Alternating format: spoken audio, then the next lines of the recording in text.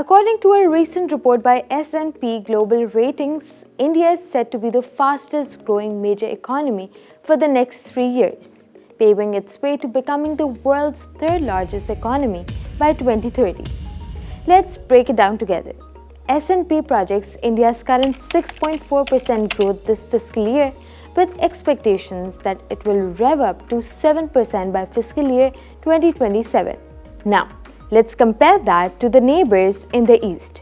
China, on the other hand, is anticipated to see a slowdown from 5.4% this year to 4.6% by 2026. Quite a contrast, right? Recently, India's GDP soared unexpectedly by 7.6% in the second quarter of fiscal year 2024, prompting many to adjust their full-year estimates. It's quite a jump. And there's always a but. S&P emphasizes that India's continued growth hinges on a crucial transition. They're talking about moving from a services-dominated economy to one dominated by manufacturing. Let's discuss how India's economic growth trajectory compares to that of other major economies. So India has done incredibly well over the last 30-40 years. So today it's the largest economy in the world, and that's up from around 10th for the most half of the second half of the 20th century. And this has happened at the back of a very high growth rate of around 6 percentage points every year, ever since 1980s. And we do expect India to continue growing at a reasonably high rate compared to the rest of the world, which means going forward, India's economy is going to become bigger and possibly surpass some of the other economies which are still higher or bigger than what we see for India. But at the same time, it's also important to keep in mind that while the sheer size of the economy is pretty big, this has also been the case for much of the history because of the number of people who live in India. But at the same time, when you focus on individual matrices, for example, when you focus on GDP per capita, meaning how much income of all kind is being earned by people in India, and also when you focus on labor productivity, meaning how much output each person who's working is producing, over there, India falls behind by a considerable margin. So, for example, for GDP per capita, India is about only 1/3 of what we see for the rest of the world on average. Likewise, when we think about labor productivity, India is about 1/2 of what we see for the rest of the world on average. So going forward, really the challenge and also the opportunity for India is that as the size of its economy grows and the global influence grows, how will India use that increase in its global influence to uplift the people in its country and to improve the labor productivity of the workers in the country? Step back a bit as well and see where the growth is coming from in the case of India. So there's a very good paper by Chandra and co-authors which came out, I think, 3-4 years back, documenting India's the change in the structure of India's economy and so on. And there you actually see that yes, India's growth has been led by a very high growth rate in the services sector, more precisely in the market-based services sector. The average growth rate over there has been between 7 to 8% ever since 1980s.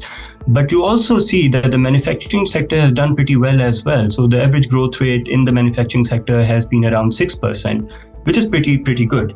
Also, when you look at some of the other indicators, for example, the share of manufacturing sector in value added or GDP or in income, there again, it's been pretty constant at around 14 to 15%. Or when you look at the share of people working in the manufacturing sector, that has remained very constant or very stable for this time period, and that's between 10 to 11%. Also, when you look at the export basket for India and see what is it that India was exporting back in 1990 and what is it that India is exporting or was exporting in 2018, you do see that the manufacturing exports across almost all categories of manufacturing basket, they have increased by a significant amount, whether that's mechanical engineering or whether that's products to do with electrical engineering or automobiles or textiles or let's say chemicals and so on and so forth.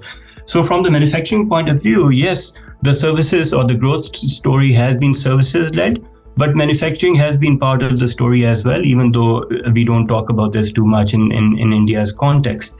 But going forward, as far as tilting the economy is concerned, more towards the manufacturing sector, I think India does have the necessary skill set and the infrastructure where they can tinker the economy more towards high-tech manufacturing, especially in the context of robotics and AI and those kind of initiatives. So the world is moving in that direction. So I don't think it will make much sense for India to go back and reconstruct the economy in a traditional sense of what we mean by manufacturing, but rather use its the skill set that's available in the services sector and try to complement that, or try to complement the activities which we normally classify or will classify in the future as manufacturing. And it doesn't just have to be end products. It could just be, let's say, somehow creating a synergy between the manufacturing processes and the services skill set which India currently has at its disposal, not just in India, but across the world. I think the bigger challenge that will come, or that is there for India, and it's also the case for many of the other fast-growing economies, is that a lot of the growth in many of these economies, including India, has come from accumulating more and more resources, right? So accumulating more and more infrastructure, more and more factories, more and more projects, and so on and so forth. And again, going back to that Chandra's paper, you actually see that much of growth has actually come from this, whereas the growth that has come from productivity,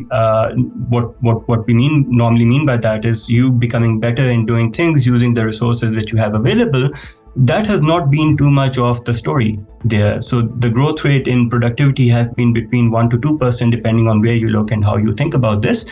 But really much of the growth has been coming from accumulating more and more resources which became available because of high investment rates, both domestically and also high FDI or investment inflows from abroad.